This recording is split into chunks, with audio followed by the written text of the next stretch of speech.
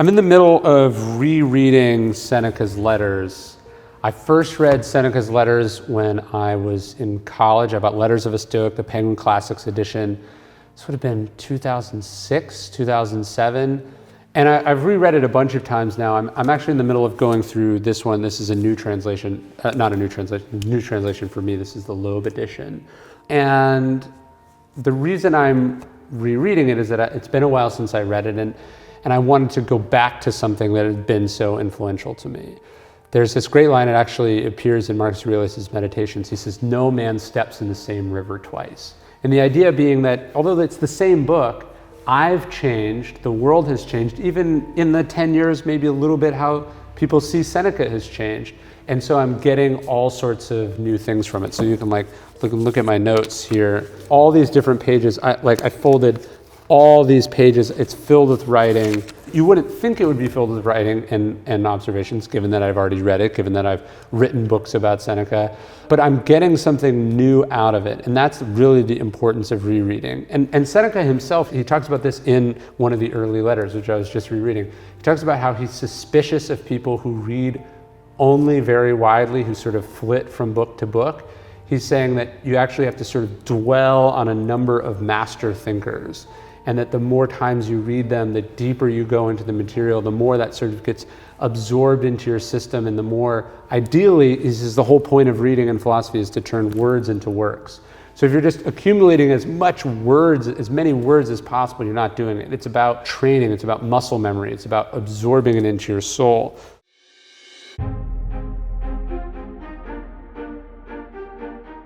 Each year, I set out with a list of 4 or 5 books that I'm going to reread in that year. Sometimes they're novels, sometimes like this year, one of them is to reread some of Seneca's letters.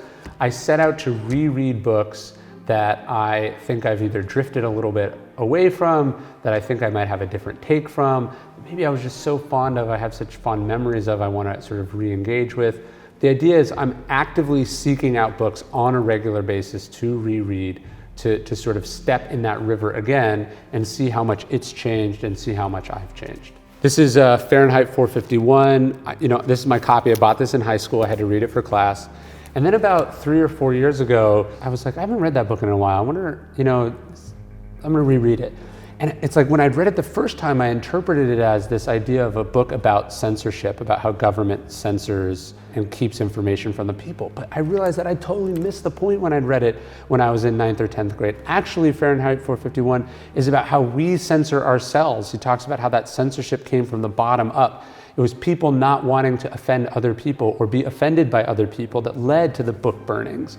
So I kind of had an idea of this totalitarian Nazi-esque system, and it's the opposite of that. It's much closer to where we are now with this sort of political correctness that we see. And so you realize that even if you took something from a book, you might have gotten the totally opposite meaning. Or maybe what you thought then was right, but now you've changed or now things have changed. So the more you interact with material, the more interpretations you're going to get out of it.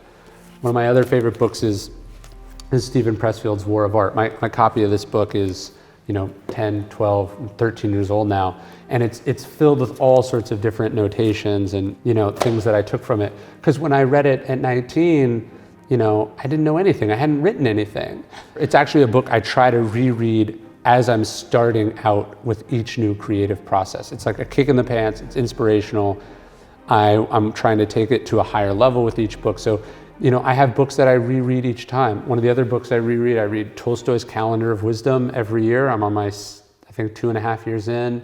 And I'm hoping to, have 100 more reads of that book, right? Each time I read it and I notice things that I missed the first time, or I notice things that I feel differently about the second time, the more you engage with the material, the more you will come away with.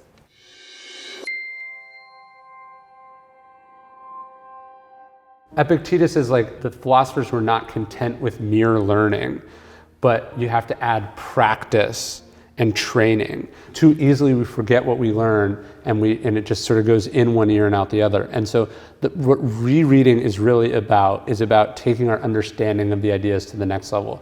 So I've probably read Meditations 100 times. I've probably personally typed out almost every passage in that book at one time or another. I've done it by hand. I've done it for social media quotes, I've done it for passages in my own writing. I'm just constantly interacting with this material. And the things that I took from Marcus Aurelius' meditations when I was 19 is different than what I took from it when I was 29, and hopefully it will be very different than what I take from it when I'm 39, if I'm lucky to live that long. The text stays the same, but we change, right? And so I just find something very satisfying, and even when I am rereading the same version of an old text, even noticing what I marked before, noticing what I didn't mark before, how I could have missed things. Sometimes I even sort of get glimpses or feelings of like what mood I was in when I must have read it the first time, what I was eating, like from the food that I spilled in it. It's just this deeper relationship to the material that's really, really important.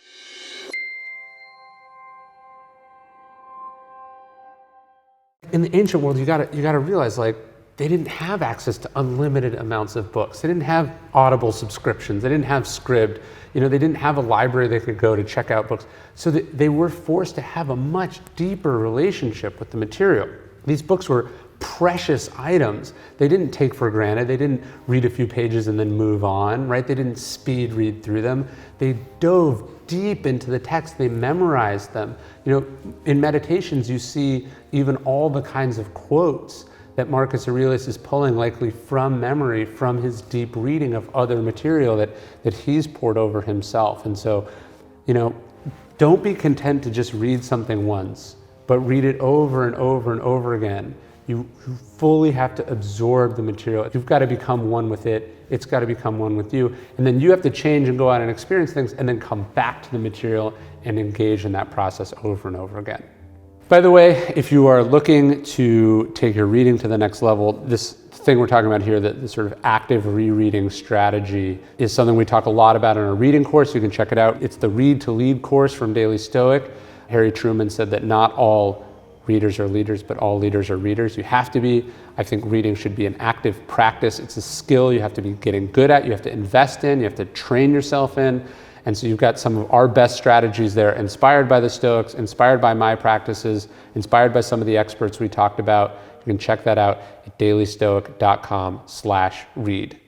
Hey, thanks for watching Daily Stoic. If you want to learn more about Stoicism, you can check out some of our other videos here. Subscribe, we'd really appreciate it. Stay tuned, we post 2 videos a week. Keep learning, keep studying, and remember those 4 Stoic virtues: courage, justice, temperance, and wisdom.